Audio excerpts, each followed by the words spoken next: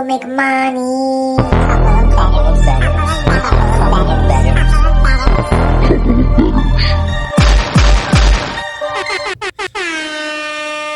Today's episode of A Couple of Bettors is brought to you by Moneyline Limousine Services. Whether you find yourself in Sin City or you're a Vegas local, choose Moneyline Limo. Moneyline, it's all about the vibes. Take your friends around in style in their newly updated party buses. Whether it's a hotel or the dinner reservations on the Strip, for a wedding, pool parties, corporate event, or our personal favorite, a ride to a sporting event, Moneyline has you covered.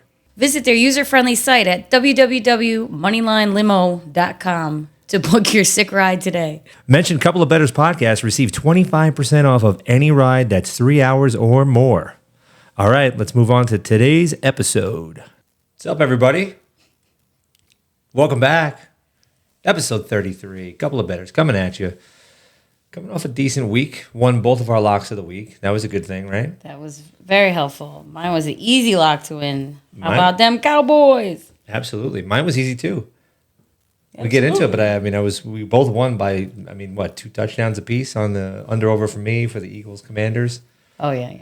That was easy. I didn't memorize your lock. You didn't care as much. No, don't. I only care about numero uno. Mwah, and the Bills. That's right. I'll second that. That's true statement. True statement. I don't know if you'll second that. I think you'd be exactly what you said after. Yeah. True statement. True statement.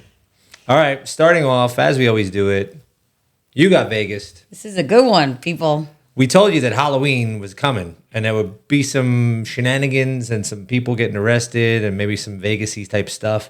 Sure enough. There was a few things we had to pick. We had to pick several options here. The winner was what we see here. Naked man arrested, accused of crashing stolen Las Vegas police vehicle into another car on Halloween. There's a video here. I'm going to try to get it up. It's ridiculous. The guy had himself a good night out there, obviously. Somehow gets naked. He's getting arrested. And then in the middle of an intersection, he's physically fighting with a cop and then decides to jump in the cop car and just cruise away. I feel bad for the cop. Not good, yeah. He does not come out looking like a man that can fight anyone, unless he just didn't want to touch his thing accidentally or something. I don't know, but it was a funny kind of fight. I mean, look, the advantage goes to the naked guy. You're not grabbing, you can't grab shirts, right? So, you're probably not trying to grab a lot of stuff there. Yeah, you got to just give it to the officer that he just didn't want to touch the guy, and that's why he failed the way he failed. But either way, it's fun to watch. Not sure if he was a tourist or not, but either way, sir, you had too much either drugs or alcohol, or maybe of both. Halloween, naked, stole a police car. You're going to go to jail, and you got Vegas. You got Vegas. All right, we're moving on to Let's Face It. We will be talking about the trades, the important trades that happened. Halloween was also the deadline for trading. Mm-hmm. But after the trade deadline had already well expired, I believe it was like 10:30 p.m. Vegas time when this was announced that they had fired Josh McDaniels from the Raiders head coach. Decided that's it. They're going to part ways. They also got rid of the GM, right? Yep, GM was fired too. And the offensive coordinator. Oh, I did not know there were 3 of them, but I knew there were the 2 of them. Yep. And that's I want to say it's shocking. I don't think we heard any rumblings that he was like on the chopping block. Yes, they look like crap, but sometimes coaches can work with a team for a couple seasons before they get rid of. So this seemed to come out of nowhere. Like I said, no one was really saying, "Oh, this is his. If he doesn't do well this game, that's it." So that was shocking. But they also at the same time decided that Garoppolo is not going to be the starting quarterback for a while. They're not ready for him to be the starting quarterback right now. They're going to put backup O'Connell in. I don't know. Yeah, it's just a shit show. Devontae Adams is not happy. Josh Jacobs is not happy. And I think what happened was the owner sat down with some of these veterans and was like, what's going on? And they're like, they lost the locker room. Like, they don't have any faith in the coach. But, I mean, for Mark Davis, he's got Gruden on the payroll because he's still paying John Gruden from when he fired him. That was a 10-year deal. Good. This one is, I think, I don't even know how many year deal. But he's been in a year and a half, and they have to keep paying him. So now they're on the hook for $90 million for 2 coaches that are not coaching for them. You have to suck real bad to keep getting paid to suck. Dude, get that's paid pretty to sweet, do nothing. though. Oh, sweet for all them. I mean, you are embarrassed in front of the entire, NFL community because you just got fired and everybody's looking at how bad your record is. But anyway, so that's part of the news. Another interesting one, very sad actually, and this is in the NHL community. We didn't want to glaze over this. We wanted to include this in Let's Face It. And besides, we talk about all sports if we can or need to. A former Pittsburgh Penguins hockey player named Adam Johnson actually was in a game. He's no longer obviously an NHL player, but he plays for the UK Professional League in hockey, and he played for the Nottingham Panthers. During the game, just a couple days ago, I want to say Monday night, possibly. He got knocked down by another player. The other player ended up taking his foot with, the skate with the blade and kicking at this man's face, Adam Johnson's face, and ended up slitting his throat. So a couple things here. Like I saw this when I was a little kid at a Sabres game. Never forget it. Luckily, I was small enough, and my parents were smart enough to tell me that the quarterback, the goalie at that point, because he was the one that got his throat slit, he was throwing up tomato juice. They all drink tomato juice to get ready for the game. My mom never went back to a hockey game after that. She was mortified. She thought it was the worst thing she ever saw. But again, they're not showing you the footage of what happened. But the second part of this is they're looking to charge the guy, the opposite player, the player that kicked his leg, for murder, potentially, because of the fact when you watch the video, he's actually kicking at the guy as if that's what he wanted to do to him. There was no reason for him to kick the way he was kicking. I find it doubtful. I can't imagine anybody who plays hockey would want to end someone's life by slicing their throat on the hockey, rink, but they'll be looking into that. And because of this, I know they're going to start looking into because this is now the second incident. I know the other one was in the early 90s. People weren't as vigilant about safety. They were like, this is the sport. That goalkeeper did not pass away. He did not die. It was like a nice little graze, fortunately. So they're going to be looking at maybe seeing how every player can wear some kind of I don't know what you want to call it, like guard. Throat guard. Yeah, that just probably, I would assume, dangles or somehow is there so that this doesn't ever happen again. But it's a shame it takes a death to put this into play because, like I said, early 90s, this was a thing that happened, and we just kind of looked at it like, it's part of the sport. Things happen, but he didn't die. So anyways, very sad news for Adam Johnson and his friends and family, but to get slit and be at that game and to see that happen, that is very traumatic. So terrible. Yep. Not great. Point that out in case you didn't hear about it. Well, moving on, lighter news. Philadelphia Eagles player, Kenneth Gainwell, he fumbles the ball during the game, first half of the game. And during the game, somebody DMs him. Obviously, Philly fans, they're passionate. DMs him, why don't you hold on to the ball, you bum. You bum. I like that too. Bum. So, yeah, which is great. Mm-hmm. And he's like, so he responds during the game from his phone, like, stop texting me, little boy. And like, why he's texting people responding to a DM on Instagram during the game.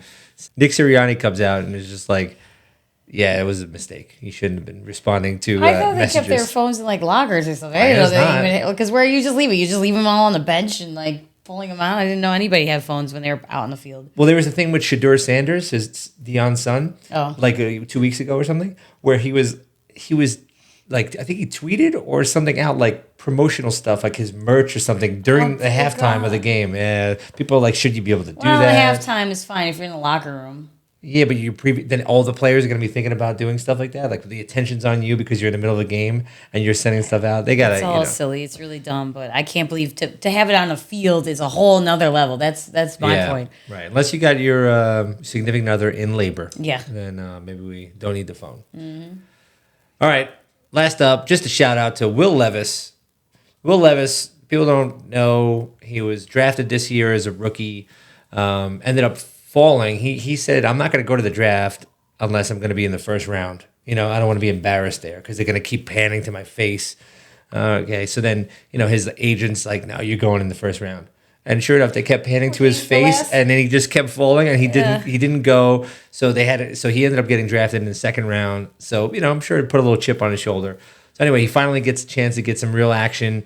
Tannehill being out, throws himself 4 touchdowns, 3 of them to DeAndre Hopkins, who people were like, does DeAndre still have it anymore? He's got it. I don't know if he told his boy, told Will Levis, just throw the ball up. I'm going to catch the ball, but we would have taken him. I think people were saying that DeAndre might have been on the trade block. And after that last performance, though, but I think the Titans were going to be willing to part with him. Then he catches 3 touchdown passes, and they're like, maybe we should keep him. So that day, I'm sure they were getting calls like, I'm good. Yeah, jerks. So shout out to Will Levis, 4 touchdown game. Hey, look, if you win this week, you might have yourself the starting job for the rest of the season, and Tannehill might be out. I mean, they needed a new guy, so we'll see. And our money is going on you, bro, so keep it up. Keep it up. Keep it up. All right. How did we do betting last week? How did we do? It's a little snapback week, We had a bad week the week before. Speak for yourself. I didn't snap back, but at least my lock crushed. That was very nice. Yeah, so we hit 60% overall. On 15 units wagering, we're up 3.65. Now, if you think about that 15 units wagered, I had 3 on the Jets. I think there's at least 3 on the Jets. That was a push, so that's not in the mix here. You see that's an even money. 3 points. We all saw the game. Giants, you got dominated. No, I'm just kidding. That was a terrible game. It was the most exciting game. We the 3 of us were watching it. Our Giants fan friend also. We were all just like, God, if you were not interested in either of these teams, this game sucks. If you were a former college punter and you really love punts and the art of punting, you fucking love that game. I watched it like a champ. I sat there and watched every fucking punt. And it was okay. So on Thursday night for the Bills game, put out there a little bit on Instagram. If you're not following us there, check it out. Put out there a prop bet for Dawson Kincaid to get over 39.5 yards receiving, which hit, I think, with about 2 minutes into the third quarter. So that was an easy one. That was a bit of a nail biter, but it ended up happening. Yep. Good game, by the way, Bills. Good game, Bills. And then I crushed the over on the 43.5 points for the Eagles Commanders. 69 total points. 69 total points. That was an easy winner. I wish I would have put more on it. Wasn't as easy as the Cowboys against the Rams win. That was just, by first quarter, I knew it was just going to be true. Free money. I couldn't believe we kept looking back at the score. What? They score again? Huh? What? Oh, man. That was. Let's see. And then Chiefs suck. Well, oh God, no. Listen, let's clarify though. We made it very clear. We're like, it's okay if we lose our bet, as long as they lose miserably, and they did that. So I cannot believe they lost to the Broncos, but I'm happy as I want to say so many things. I'm so happy that they lost to the Broncos. It was fantastic. So you can have my money for that win. I'm still, on cloud 9 with that. I do like to say that I did win some money on the Vikings versus the Packers. Kirk Cousins did me well up until he got injured, and they were still able to pull out that win. So thank you for that. And then of course my Lions held in there and covered. Good teams win, like the Bills. Great teams cover, unlike the Bills, unfortunately. Sorry for that. And I was sweating the underbet because I don't know if anybody's watching that game, but there's a touchdown that's scored late. And then they call it back for a holding penalty. Yes. And then I'm like, okay, we can give up the field goal here, no problem. They missed a field goal anyway. So I thought we were going to end up with maybe 44. Didn't matter. Or 43. They ended up with 40. So happy on that one. Good job. Yeah, good Monday night game to watch. All right, here we go. The trades, a lot of action going on. Now, we didn't include, there was a few trades that happened like in the week or two prior to the trade deadline that we already talked about, the safety going to the Eagles and some other people and stuff. So we're just talking about the new stuff that happened this week. I guess first one, Seahawks getting some help on a defensive line. Leonard Williams from the Giants. So all you Giants fans probably not loving his sale, but look, guys in his last year of his contract, they know they're going to move on from him after the year. May as well let some other team, who needs it right now get that help. And then, oh man, the Commanders, they're not in order here, but Montez Sweat and Chase Young, two of the best guys on the defensive line. Oh, the Commanders are just giving up. They Tough said, one. we're going to fight for a draft pick. And let's just make it clear, ESPN had a headline that was perfect. The rich get richer when the 49ers acquired Chase Young. Just ridiculous. Eye roll. That front that they're going to have with him is insane. Insane. It's almost like, okay, so you will be the Super Bowl winner. Who are you going to go against? That's the question. And Bosa's like, I was getting double all the time. Am I going to be doubled now? You got to double. You can't double everybody. One of them is going to get some easy sacks. So, geez, for anybody who's having to go against those Niners, yikes. Kind of got to root for key injuries and poor officiating now. If That's you need the Packers to lose. Oh, I guess we're the one in the middle there, Josh Dobbs. Yeah. Because Kirk Cousins went down with the Achilles, and we'll talk about the injuries and stuff, but brutal. They needed a replacement, so Josh Dobbs gets signed. This is the journeyman. They signed this guy because he's like a rocket scientist. I mean, literally, he has he got like a 4.0 in college and stuff like that. So he's been on these different teams because they know he can come in and learn the playbook like immediately. Must be nice. Yeah. But it sucks for him, though. He doesn't get a chance to just sit there at a team and learn everything. It's like, no, come in here and learn everything. He's not playing this week, right? They're going to give him 1 week to learn the whole offense. They're going to give him 1 week to learn. And oh, boy. They're going to have a rookie in, so we'll talk about that later. The Bills, we acquired Russell Douglas from the Packers. Pretty happy about that. There is a moment in one of the previous games where Josh Allen definitely said some nasty things to Douglas. Oh, yeah. So now he's going to have to go back and be like, hey, bro, welcome to the team. Can't wait to play with you. I'm sure they'll squash it within 5 minutes because it is a game. I believe he said you suck to him. I think so, yeah. But that's funny. So we got Douglas coming on. Kind of excited by that. We need a lot of things. And Donovan Peoples-Jones, I love that name. Peoples-Jones. It's almost like he's for us. He's going to the Lions, which is good. I mean, the Lions are doing well. I don't even know they need the help. I mean, they're clearly they're going for a deep playoff push here. Yes. They have something to prove, and I think we all know that makes sense. Yep. Van Jefferson signed from the Rams, moving over to the Falcons. So look, the Falcons are like they're in the hunt here. They're in the middle of the pack, not post middle of the pack. They're trying to stack up some wins, making some changes, and look, they're a buyer. They have a shot in their division too. Definitely. Some of these divisions, it's very hard. You need to do a lot more than just get one person, but.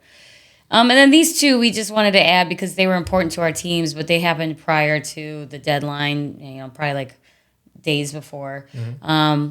We are taking Leonard Fournette from the Bucks, who should be very, very strong for us. I think he'll be a good fit. I think Douglas is a stronger fit, but Fournette should be able to. He was signed to the practice squad, I think, already days ago. So we'll see how he's doing. But he's not technically a starter player yet. Yeah, I mean, you needed help, a depth at the running back position. I mean, he took him. So I didn't realize this. I know that the year that the Bucks won the Super Bowl, mm-hmm. they were calling Fournette wasn't playing that much in the beginning of the season. Then they basically said, "Are you in or are you out?" And then are you gonna freaking go all in for this team? He said, "Yeah." And then he went on a run with them, and they called him Playoff Lenny because in the playoffs he was lights out. And then last year I didn't realize that he had a bunch of yards from scrimmage, and I was like, man, because the Bucks kind of weren't that good. They weren't that good, but I knew him. I've heard of. I knew his name. I've known how he plays, which is really important because I'm a dummy, and it's very hard for me to remember people's names in football and pay attention to them. But I knew who he was. So, and a lot of he had a bunch of yards out of the backfield receiving last year too, which is a good thing. I always thought about him as just a downhill runner who doesn't catch the ball, but pretty good ad. See, exciting changes at least, only because we have the injuries. I love my team the way it was, but with some of these injuries, we need this. So excited to see what these two can bring to the Bills at least. Yeah, I mean, that leads to what we need. Like you guys had a need kind of at running back, but we desperately needed linemen. We'll go through on the next slide about all the injuries and stuff, but the Jets are really banged up at O-line. So they brought in a free agent guy, played on the Rams forever, but most recently last year was on the Bills, Pro Bowler type lineman, veteran. So we need a little bit more stability at the line. So that was a good add. He's got some relationship with their O-line coach who he had previously played with. So glad to see them trying to add there. I mean, there was a lot of talks about stuff that the Jets were trying to do. They were going after Devontae Adams. They were going after Mike Evans. Couldn't make it work because they probably didn't have the capital to be able to make those trades, or the other teams were asking too much. But still a good thing that we did something. This happened at 3:45 p.m. and it was 15 minutes before the trade deadline for us. I'm like, they're not going to do anything today. I fired off a text, and it was a meme from Seinfeld where it was George going, if talking about the show, what do we do with the show? We'll do nothing. Absolutely nothing, So I love Seinfeld references. All right, injury report. Okay. Kirk Cousins, sad because he's like trying to reach the end of his career. He wants to do something spectacular. He's been improving this year and last year, and he's out for the rest of the season. So we feel bad for you, Kirk, but this shit happens. I mean, it happens to the best of us. Kyler Murray, he's questionable. I don't think anybody gives a shit whether he starts or not, to be honest with you at this point. People who bet. Yeah, people who bet, but I'm sure his teammates don't give a fuck. I don't think, it just doesn't seem like anybody cares that much. But he maybe will play this weekend, most likely not. Now they ship Dobbs out, though. I'm sure the team would rather have Kyler Murray playing than a rookie, but I don't know. I really don't know. The man just does not seem to have it in his heart to want to be a football player for whatever reason. He's too busy playing his games. It's just strange. True. And then we have Matt Stafford from the Rams. He just he's got a little thing with his thumb. You can play through that for, in certain circumstances. So it's day to day. Right now we don't know if he's going to be playing this weekend, but there's a good chance. A thumb, It's a throwing hand thumb, though. No, I know it's not, but they have tools. They know how to do things. They have those magical drugs that they can give you. That's probably the more important part. Shoot him up, get him in there. So he doesn't feel anything until afterwards. Yep. Go ahead. Danny Dimes back. Kenny Pickett's probable. So that one was a weird one with the rib, and we didn't know if he was going to play or not. That one, the coach in the press conference in the morning says, he's questionable. And then the same day, he's like, oh, I'm for sure playing. I was like, okay, well, did you talk to your coach about it, or was he being... Yeah, and I don't think Pickett is on any spot to decide what he's going to do over his coach, exactly. Whereas some of the other... Mahomes might be able to have that authority, but not Pickett. And can we just mention, though, during the Jets-Giants game that the Giants had to go to their third-string quarterback, DeVito. That was great. No one knows who the heck he was. He gave a shot. It was good. We were like, oh, my God, what if you have to play with DeVito from now on? He threw for -1 yards. Yeah, they didn't even let him throw. They were like, just hand the ball away. I mean, the weather sucked. I'll give him all that, but that's funny. So Danny Dimes is coming back in, just to reiterate. Yeah. You need him at this point. People were like, oh, is Tyrod better than Danny Dimes? Well, I know that Danny Dimes is better than DeVito. Yes. So we could agree on that one. Yes, that's true. Ertz is on IR for the Cardinals. That was a rough one. Tight end out for multiple games. And then the Pats. You got two of their receivers, their top receivers. One of them out with a concussion. The other one is out for the season now. This is an offense that already sucked. So just keep that in mind. Patriots bettors. Not me. I'll not be a Patriots better, but no. Yeah, their offense is not looking good, and they get banged up. Then the Jets have a few. Oh man, this is welcome to the club, dear. Yeah, it's rough. Two offensive linemen, and which they're on IR, so it's multiple weeks, and then defensive lineman Al Woods, Achilles again. They were asking Rodgers on Pat McAfee. It was like, what's up with the Achilles injuries this year? There's so many, and some of them are on grass, some of them are turf, but it feels like the MetLife. This is another one that was a MetLife turf situation. MetLife is the devil. Tough. I mean, it's also in New Jersey. That's part of it. They pay these guys millions of dollars. I heard that if you do new turf, it's like $1.5 million or $2 million. Wouldn't you just pull the trigger and just get better turf, even if you're not going to do grass, just for the rest of the year? Okay, let's just not lose multi-million-dollar players. I don't know. It doesn't make sense at all. All right. Let's move on to what we're actually putting our money on. Moving on to the games. Thursday through Monday nights, and including Germany. Your people's here. We've got some prime timers this weekend. Big prime time couple over here. Prime time. But speaking of prime time, we got Thursday night. We've got the Titans at Steelers. We'll be watching it only because it's the Thursday night game, and we have nothing better to do on Thursdays than to watch football. Nope. If you have something better to do, feel free to do that because this is probably not going to be a nail biter. And to keep my interest, I am betting on a team, and I chose the Titans. And that's pretty much all I could say. The reason why Levis did it. It's all over. He had a great first game against the Falcons last week. People are pretty impressed with him. Josh just explained that earlier when we were talking about how he was in Let's Face It for being good. The Steelers, we've got Kenny Pickett, who's deciding for himself possibly if they're going to give him authority to that he's going to be in with a rib injury. So if he does decide on his own that he's going to play, he's probably not going to be that good at it. They're not a good team to begin with. The Titans still have players. They still have a 20. They both just suck, but the Steelers suck worse. So yeah, you got DeAndre Hopkins, you got Derrick Henry. Yeah, you still have those guys, and maybe they have some hope now having Levis in. I don't know, but I need to be entertained, and I feel like the Titans will be the way to make me money, and they get points 2.5. So I'm taking the Titans. I don't know. This man's taking the over. I'm not sure why. Yeah, look, there's been a lot of primetime games that have hit the under, and you can all look at the stats, and the under's been hitting big time. I think that's what's pushing this number really low. 36.5 is very low.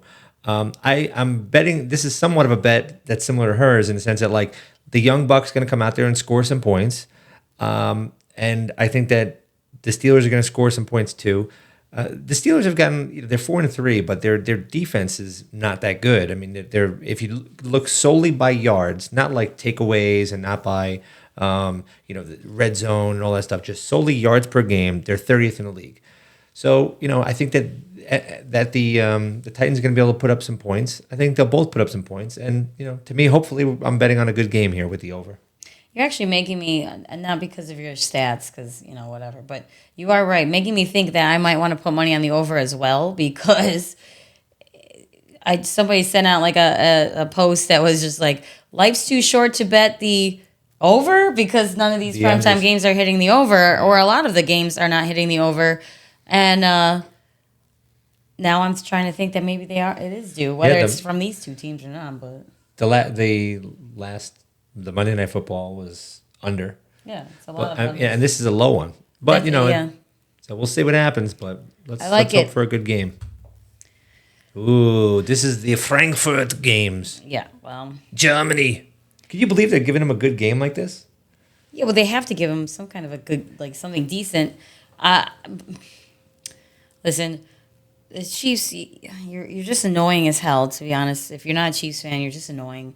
But I am tremendously happy that you lost awfully to the shitty-ass Broncos.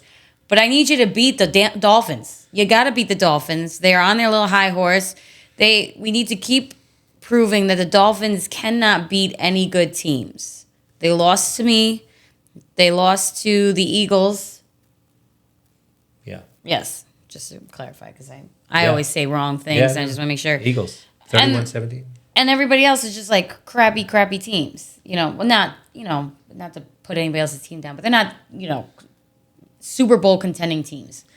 This is a shot for Kansas City to get back into it from that loss and squish the fish for me, because they need to get taken down a little bit. Right. If it was last year, you'd be thinking about, I want Kansas City to lose because who's going to get home field advantage? Now you're like, you just need to win the division. And then I'll go to wherever I need to go. Again, we're not really sure how Frankfurt travel is going to affect these guys. I know it affected the Bills when they had to go to London, but... That's somewhat of the reason why I'm betting the under here. 50.5 is very, very high. Mm-hmm. And I don't understand actually why it's as high as it is. Usually, if both defenses suck, the Chiefs' defense is like 4th ranked in the league. And the Miami defense is not bad. They're like kind of middle of the pack. Obviously, their offenses here are great, right? I mean, you're talking about the number 1 versus number 4 offense, so it should be a high-scoring game. But in a new stadium, after you just travel and stuff and the jet lag and all the things that go with it, I just think 50.5 is like super high. I mean, maybe if this game was in the States, that it would be 54.5. I don't know. But I'm going to be betting on that under 50.5. All right, this one is my lock of the week. Vikings at the Falcons, and I'm taking those Falcons. Look, a lot of stuff going on here, okay? So the Vikings just lost Kirk Cousins. They will be starting Jaron Hall, Brigham Young product, until Josh Dobbs is up and running, probably next week or something like that. The Falcons last week made a change at quarterback midway through. They moved from Desmond Ridder to Taylor Heineke. We called it before the season. There was only a matter of time before we saw Heineke. He was good for the Commanders last year. You know, people forget. The only reason that Heineke basically got pulled is because they were losing games and they wanted to see what they had with Sam Howell, who they actually really like, and is currently the starting quarterback for the Commanders. Heineke, this is my bet that he's actually going to come in, step in at home, Bijan Robinson all over the field. I think that they're going to dominate, especially on the run. And the Falcons have a number 6 ranked defense. So I think they actually handle the Vikings on this one. Sorry, Kirk Cousins isn't there. Part of the reason why I'm doing this. You're throwing your young Jaron Hall, who nobody's ever heard of, against a number 6 ranked defense, and they're going to kind of tear him apart at home. So sorry for that, but Falcons are my lock. I agree. I actually ended up putting, right before we started this, I ended up putting money on the Falcons instead of just leaning on them, because everything you said is correct. A lot of this information I did give to you myself when I was thinking first. That you got this brand new rookie who doesn't know this at all, is just getting kind of thrown to the wolves. But I just do want to say something like Heineke being a quarterback that travels a lot to be a backup. He's had to just go into crazy situations. He's more accustomed to it. I think he'll definitely, well, he has to be, but he should be the better quarterback out of the two. And, with a defense at 11 spot, it's not, with the Vikings, I think that should allow him to shine because he's more comfortable in these situations. So I ended up putting money on the Falcons instead of just leaning on them. And I remember when Heineke first came in, I forget, I guess it was for the Commanders. Yes. His first game that they gave him a shot, he was lights out right away. Yeah. So I feel like he's got that hungry, I want to start, and they give me a shot here, and I'm not giving it back to the young gun. So we'll see. Yeah, hopefully he'll do well. All right, we have the Seahawks at the Ravens. The Ravens, I can't figure them out yet. I'm betting, yes, they're a good team, obviously. But the betting thing, won some, lost some. Do I give them another shot? Do we not? This, I think, is a perfect situation to give them a shot. It's -5.5 spread. They're at home. That's always huge. Okay, that's, you just got to give those points at home. The Seahawks just barely pulled out a win against the Browns with a last-minute touchdown. That's how they ended up winning that game. I don't find that very successful. A win is a win, but that doesn't show that they can really dominate the Ravens like they need to when the Ravens are at home. And honestly, the Ravens gave up 3 touchdowns last game against the Cardinals, which is terrible, but they ended up killing them anyway. So, they had 3 touchdowns to give up, that they were that, dominant in that game. So yeah. I'm taking the Ravens for those reasons. Yeah, their defense is. Think about it. If you're the Seahawks having to go up against the Browns defense, then go to the Ravens defense back-to-back weeks, that sucks. Yeah. I mean, it's number 1 versus number 2 defense on the Ravens. Not great. So I think that's probably the reason. I think they're going to have a tough time putting up a lot of points on the Ravens. So I think the Ravens are going to cover that one pretty easily, probably by 10. Our next game, Cardinals-Browns. We're both leaning on this because yeah. One of the things I saw was that the wind. So this week, weather-wise, across the whole league, actually not that bad. Some games have slight chance of rain, 10%, 50%. There's no it's going to rain or super cold games. Not like the Jets-Giants weather. Yeah, that was exactly. awful. That was terrible, and I didn't really know that it was going to be raining that bad. I mean, I think they actually undershot on the weather or what was going to happen. It was like a monsoon. So that's something to keep in mind. It's going to be in Cleveland, windy day, and then the Cardinals are starting Clayton Tune. So they got rid of Dobbs, and they're waiting for Kyler Murray, and they're in the middle ground where they got right, which sucks. I get it. The only reason why I would lean on the Cardinals is that +8.5. A lot of points. Can the Browns win by 9? I don't think so. Can the Cardinals still cover or push? I think that's a possibility, but that ain't fun, so I'm not doing it. Yeah, I mean, I'm leaning on the under here just because of the wind. If there was some stats I saw that if it was wind that was 12 mile an hour or more, the under hit big time. I love how they get these stats. Yeah, It's I crazy. know. Like, who comes up with it? Oh, I must look this up. Yeah, but I feel bad for this guy Clayton Tune. Talk about thrown to the wolves on the game before or whatever. You got this guy who's a rookie going away to the Browns, and it's windy, and they're the number one defense. Good luck, folks. Yeah. What are we doing? So I agree with you where It's a big spread. That's all I'm saying. Low scoring, and it's a big spread. So I get it. All right, now we got the Rams at the Packers. Again, just a leaning game for us. Not really putting any conviction into any of these things. Packers are terrible.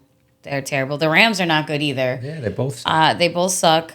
I just feel like, the Rams have a better offense than the Packers. The Packers haven't done anything. They both have similar defenses, so most likely the Rams are going to cover this +3 spread. However, the only thing that might save the Packers is that they're at home and their crowd, but that hasn't really done much yet this season for them. So yeah, I agree that the offense has been dismal for Green Bay. Yeah, I have a feeling they're going to be talking at the end of the season about is Jordan Love the guy or not. So that's why I'm going with the under here. It's like 38.5 points. I figured I think the Rams could score here. Yeah, but too many points to think they're going to hit it over. All right, we've got the Bucks at the Texans, and I am actually taking the Texans. I'm putting my money where my mouth is. CJ Stroud, is the quarterback for the Texans, and he's been doing very well, but he didn't do well last weekend. I think that's fine. Like, that shit happens. I think he's going to come back. He's at home. He's got to bring it back for his fans in their own house. The Panthers only won by a last-minute field goal last week. True. So, it wasn't like they dominated the Texans either. So I think, again, being that they're home, they barely lost to the Panthers last week, that they'll be able to cover this -2.5 spread. I like it. The Bucks, they've now lost their last 3 games. They lost to the Bills. They lost to 2 prior, and they had a bye week before they came over to Buffalo. I don't see it happening, and I'm going with the Texans on this one. Yeah, they said the last 3 games, the Texans are the Bucks are averaging 12 points a game. You can't win games when you're averaging 12 points. Doesn't work. So. Nope. All right, next up, Commanders versus the Patriots. This is a game not a lot of people are going to want to watch. No. It's a tough one. It's a tough one. You got the Pats. We just talked about how their offense, they're 26th in the league in yards per game. They're now without 2 more wide receivers. That can't be helpful for them. They have a good defense, though. They do have a good defense, and that's the only reason why I would possibly I'm not going to, because fuck the Pats as always. But that defense is going to hammer Howell just like they did Josh Allen. We weren't able to pull out a win. I mean, they didn't pull out a great win, but we weren't able to get that far. And it's the Patriots at home, which is what happened to us as well. Home field advantage is a thing, especially with the right crowd. New England is similar to the Bills. Not as good. The Bills Mafia is always the best, but similar. So I think that they can cover that spread, especially against, a quarterback like Howell with a shitty defense an offense that they have. So, and again, that's why you're going with the under 40, because there's going to be a low-scoring game. And with that low-scoring game, I'm saying most likely the Patriots are going to win by, an entire 7 points. In some ways, I would have said, well, the defense for the Commanders is so bad that the Pats are going to score some points. And maybe I would have said it also, but the more injuries that happen, it's like I don't think they're going to score anyway, even if it's a bad defense. They probably did have a tough time scoring. So under 40 is what I would go with. Oh, we have another game that we're just leaning on. Mm-hmm. Bears at the Saints. I'm leaning on the under, and I probably, if I thought betting under was fun, I might actually put my money on it, but I don't. I think it's boring. Looking at the fact that the Saints have a strong defense and the Bears have a a weak offense. What are you going to see here? Yeah. No one. And the Saints don't have a good offense. It's complete opposites with these two teams. So nothing's really going to happen. I think it's going to be a very low scoring game. Yeah, they had last week was who knows if it was an anomaly or not. The Saints put up 38. They looked good. They had a lot of yards on offense, but then if you go back to prior weeks, they look like dog shit. So the question is, did they actually find their stride, or was that just we had one good breakout game and now we're going to go back to the way we've been playing all season? So I don't know. That's probably why it's why I'm not going to bet them. The only reason I would lean on the Saints is just because I think the Bears are just a bad team. Well, everybody knows they're bad. Bad on both sides. Yeah. So and the Saints are at home, and the Bears are bad. I could see this getting out of hand a little bit, where all of a sudden the Saints are up 17-3 at the half, and you're like, what the fuck just happened? Listen, the Bears are trying, at least their fans are trying to play for a number one draft pick. I know. They're the fans that are like, please don't win. This is enough. Don't keep it going. I agree. Right, we're on to our next game. We've got the Colts at the Panthers, and I am taking the Colts. I don't know. I'm hoping it's going to be fun for me. I have second thoughts. I don't know why. I just wanted this one.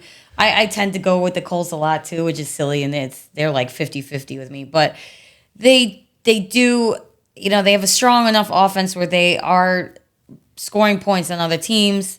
I guess you were helpful in putting up some statistics that Jonathan Taylor had 95 yards and 12 carries for the first game this year, for his first game this year. Big game, right? Because he was they were giving him some carries, trying to work him in, and all of a sudden he kind of had his little breakout game last week. So I know you got the spread at -3 because they're playing the Panthers at home. I actually think it should be a higher spread for the Colts because the Panthers are terrible. So yes, I get it. The Panthers are at home, so they should get that grace, I guess, in the spread. But I think the Colts should definitely be I would have taken them a little higher than this at -3 is a great one. And it's, for even money, there's no real vig on it. So I'd go. Yeah. The Panthers come off their first win, right? So they beat the Texans 15-13. Last second drive, they go down, they win the game. They're not scoring a bunch of points. So that's where I think the trouble is going to lie. Now, the Colts defense is not that good. So will the Panthers be able to go and actually score points? Because we know damn well the Colts are going to score points. Yes. They've been scoring, we said last week they were scoring more than 30 points a game. They put up 27 last week and a loss to the Saints. So they let up 38, unfortunately. But I agree here. I think the Colts going to have enough to beat a Panthers team that just probably doesn't have enough on offense to keep up with these Colts. All right. Well, for the next game, this is my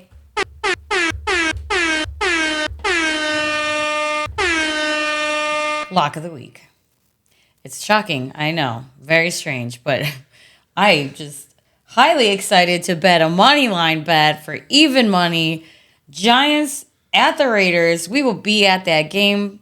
Shout out to Monkey. We're doing him a favor. We will sit through a game with him at the Raiders Stadium and be New York Giants fans for that one moment in time. I mean, the Giants do not win against the Raiders is just disgusting. The Raiders are a shit show at this point. We told you already. No coach, no general manager, no offensive coordinator, and no Garoppolo, because why not? Just get them all out. You got an angry Adams who's not happy with the team and hoping that this O'Connell will now step in and maybe do something. And he hasn't been playing for a few weeks. So I think it's going to be really crappy for the Raiders. And it should be. It makes sense that way.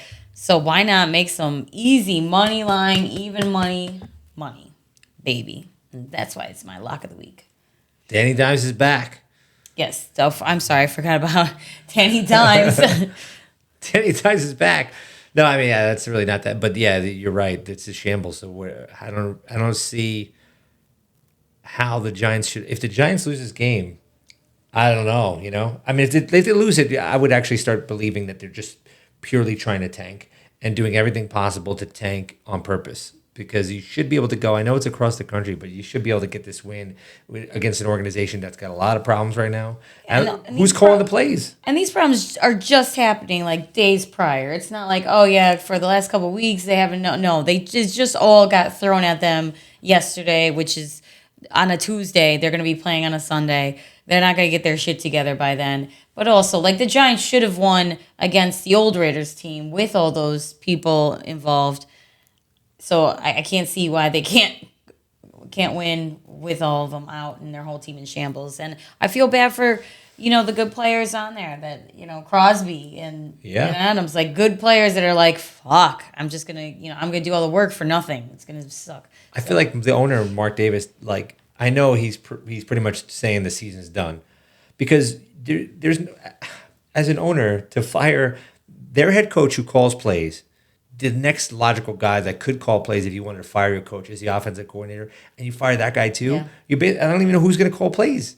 It's going to be like some running back coach. I don't know. The interim head coach is a linebackers coach. I have no idea what they're going to do on offense. O'Connell's just going to call the plays himself. He's going to be like, hey, let's do, whatever. I don't know. Peyton Manning did this game. Dude, they're probably better off putting Brian Hoyer. I mean, he's freaking 40 years old. He's been playing the league forever. Let him call the damn plays. At least he has some knowledge and experience. But anyway, so that's why it's my lock of the week.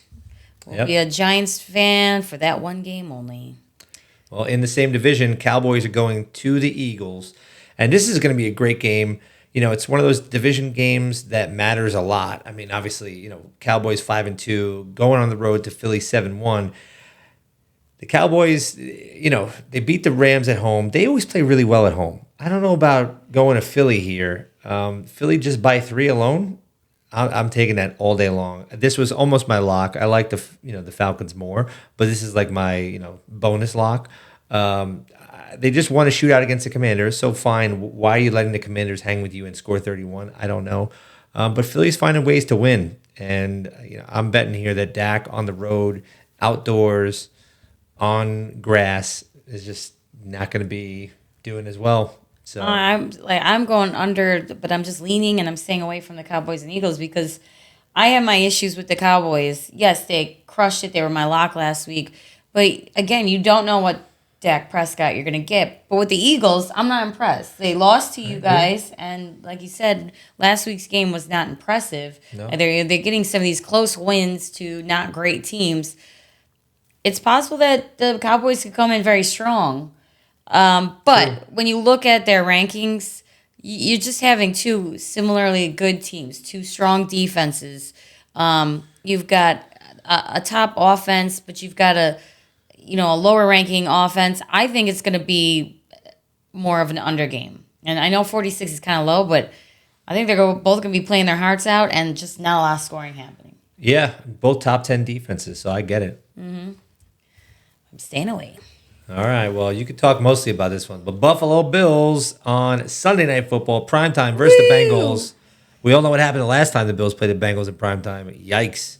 Really Let's have a knock on wood on that one, huh? Oh, yeah. That Bar was Hamlin, Ugh, I'll never forget where we were. Shout out to the inn, and it was just us and like 4 other people watching the game. You put the music on? Yeah, and we kept watching it over and over again, and even the bartender couldn't take it anymore. So, yeah, I mean, right now they're talking about how Damar Hamlin and the player Boyd, that Taylor Boyd, I believe his name is, that was the one that caused the contact with him that ended up, causing him to pass away twice.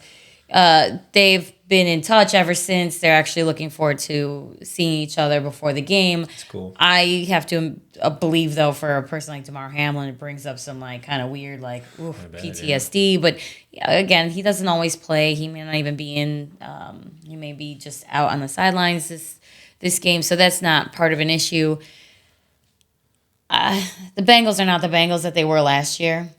They looked like it last week, though.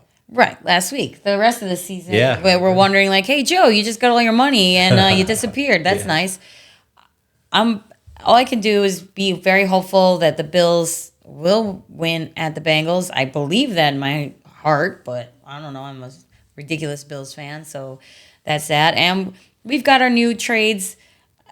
If they can mesh pretty quickly, then I think we have a strong team that's very capable. Like the Bengals didn't really bring on anybody new. No. And I guess Joe Burrow is feeling better, but I still think we can do this. We know it's very important. And, and the Bills have a shot at covering this time because all they need to do is win to cover. So that's it. That might happen. Be a great team this week, Bills, not just the good team that you are. Yeah, I mean, when's the last time the Bills were underdogs, right? I see Bills and dogs, and I go, yeah, I'm betting them. I think that last week, with Dawson knocks out, they put in, Dalton Kincaid has been playing anyway, but he had a bit of a breakout game, bunch of receptions, bunch of yards. I feel like that's going to be something that starts growing a little bit between now and so on. And Dalvin Cook has been doing much better too. He's been showing up more. James Cook.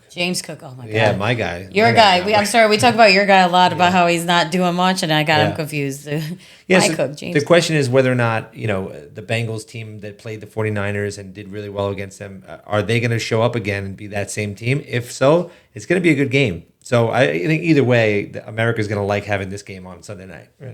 America will. Christine will not unless the Bills are dominating. So. Yep. But go Bills! All right, well, another primetime game, Monday Night Football, last game of the week. Chargers coming to the Jets. New Jersey. They're going to. I didn't say anything about where they were located, but it says in the logo. It's almost like how McDonald's called it meat, but they had to put an asterisk next to it, and they said it's branded as meat, but it's not actual meat. It's like we're branded as New York. Right. So that's why Burger King would be like not real meat, quietly, and I'm Burger King. So anyway, look, the Jets are 4-3. I mean, if you would have told me after Aaron Rodgers went down that we'd be 4-3, I'd be pretty happy about it, and I am. Zach Wilson has led 3 fourth-quarter comebacks. Look, they're finding ways to win. Their defense is incredible. One of the highest pressure rates on quarterbacks in the league. So they're going to have to get after Herbert, and I think it's going to be another quarterback just like Mahomes and Allen and Jalen Hurts that ends up turning the ball over against the Jets, whether that's interceptions, fumbles. We got all of our guys back. We don't let up points. I think it's going to be hard. I'm betting the Jets money line. I'm not putting a lot on this, guys, but you get plus 135. So I'm going to take the bet down a little bit to get a little action on these guys. But I do think the Jets at home, when LA has to travel across the country to come at us, I do think we have enough to win here. The defense is incredible. Can we put up 17? If you could put up 17 against a defense that's ranked 31st in the league, by the way, in yards per game, you should be able to move the ball. We looked at it. The weather looks good. I think the Jets might have enough here to pull out a win. And if they do, 2 things will happen. One, the Chargers are going to go, what the fuck, 3-5? Are we even in a playoff run anymore? Like, people thought we were going to be one of the best teams. Yeah. Or the Jets end up 5-3, and, people are saying, geez, these guys might actually sneak into the playoffs here. And are we talking about Rodgers' Achilles being, back? I don't know. Dear God. We'll see. The odds of Aaron Rodgers, by the way, the comeback player of the year, are creeping up because it looks like, his rehab's going well. So, I mean, that's Vegas telling you that this is real chances, right? Yeah. But make sure that poor old man doesn't go out on the field and just snap it all to shit because he had to make sure he came out earlier than expected to prove a point, because that would be my first fears. Like, well, he's just out for life because he decided to push it a little too far, and he's definitely not a little spring chicken like the rest of us. So out here, we know it's harder to recuperate from injuries, as this one still has back and neck problems all week. He can't figure out how to stretch any of them out. It's a lot more difficult when you're over 40. Speak of over 40, I'm not thinking that they're going to hit over 40 in the spread here, just because it's just going to be a defensive, like he said, the Jets don't throw the ball that much. They're not scoring like a lot of points. They have a bigger run game, but they have a strong defense, which will hurt the throwing game on the Chargers. I don't see a lot happening, but to entertain myself while watching this godforsaken game as he's getting all excited and woohooing on Monday, I'm probably going to find some fun prop bets, because at least I don't have to cheer for the Jets necessarily. I can just cheer for other things to happen. Yeah, I would look for Breece Hall and Garrett Wilson overs on receiving yards or, scrimmage yards. So, all right, wrapping up real quick. What are we betting? Christine, lots of stuff. Oh, okay, hold on. Thursday. All right. Oh, yes. I am the Titans plus 2.5 versus Steelers. I think Steelers are terrible, even though they're home. And Titans, they can pull out this spread. So I'm definitely taking. I'm on that one. Yep, I'm going the over 36.5 on that one, thinking that those primetime unders are going to fail. I think the young gun, Levis, is going to come in there, put up some points. Kenny Pickett's going to be fighting back and forth with them, and hopefully they hit that over 36.5. Did you catch all that? Because he's just talking like this because he has so much to say. And then next up, Germany. If we wake up in time, you're going to have the Chiefs and the Dolphins, 6:30 a.m. in the West Coast, which is a little bit rough. Hopefully, get my coffee going. Ass early. 50.5 points, too much for me, where teams that have to travel to a different country. I think a little jet lag stuff plays into this. Plus, also the fact that the Kansas City defense is good. So, go that. Chiefs. Then my lock of the week, Falcons against the Vikings team that's starting a rookie, and they have to go to the Falcons against one of the top defenses in the league. And Taylor Heineke getting his first start for the Falcons, trying to keep that job. I think he's going to step up, and the Falcons are going to cover that 4.5. Fun fact, I, after this was all created, had also put money on the Falcons to cover minus 4.5. So we're both on it. It's just not going to be. She'll show up with the win column next week. Whoop, yep. Okay, we both have the Ravens minus 5.5 versus the Seahawks because the Ravens are at home, and they're the better team, and that's pretty much all you need to know. They're going to cover that one. And then I have the Texans minus 2.5 versus the Bucks, because I think the Bucks are terrible. I think they're not due for a win yet. And the Texans, in this case, they're at home, and they're just a more well put together team. The Bucks are struggling. They're not to find themselves offensively. I also have the Colts at minus 3 versus the Panthers, because I think the Panthers are so bad and the Colts are sneaky good. They're not. Their record doesn't show it. They put up a lot of points. The Panthers don't put up any points. I think they're easily going to cover minus 3 spread. There's no vig on that one. It's even money. That's a nice little gift. So going with the Colts on that one. And then we have my lock of the week, Giants money line, even money. Oh, more freebies versus the Raiders, who are in complete shambles, who have no coaching, no regular coach, no offensive coordinator, no Garoppolo. They're just a hot mess. They'll have probably O'Connell calling out all the plays this weekend. And, that's just going to be, it'll be fun for us to watch. We'll be there. But go Giants. I want my money line style even. Yep, and I'm on those Eagles minus 3 points at home versus the Cowboys. Just thinking that at home, I think that Philly has enough to beat them. I know both teams are good, but I actually feel like the Cowboys are tough on the road. I don't feel like Dak's going to go on the road and beat Jalen Hurts and Philly in Philly. I think it's too much. Then I'm on the Bills plus 2. Don't see the Bills as dogs that much. I know that the Bengals are coming off a good one game against the Niners, but let's not forget about the bunch of shitty games they had before that. I think the Bills have enough here to just not only just cover, but they should be winning the game. So I might even switch this bet to a moneyline bet. Go Bills, be the great team, not just the good team. All right, that's it, everybody. Well, if you got a chance, hit the subscribe button. Make sure that you're watching us on YouTube. Make sure you're following us on Instagram, especially for some last-minute prop bets. Christine might have one in the Jets game that's coming up on the Monday Night Football. But outside of that, we'll see you all next week with some great news that we all won money. Happy footballing. Happy footballing, folks. Bye.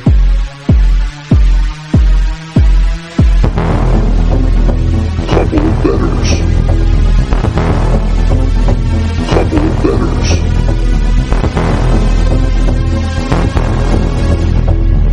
I want to make money.